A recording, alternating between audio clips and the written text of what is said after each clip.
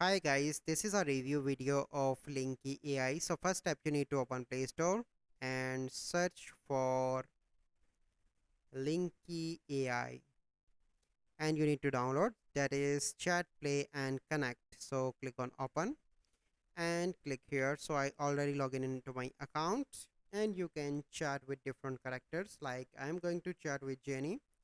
So wait for a few seconds so that the ad will be removed. Okay, help me with this, still holiday. So you caught her using her dash at work.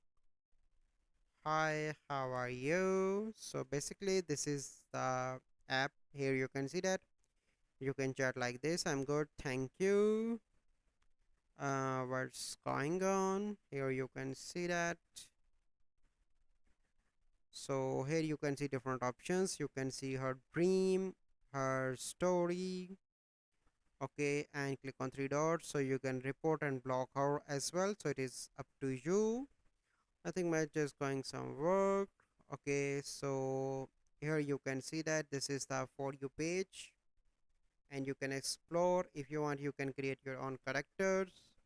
You can see your conversation, you can see your profile here, and here you can see your term of service, privacy policy, and show NSW content.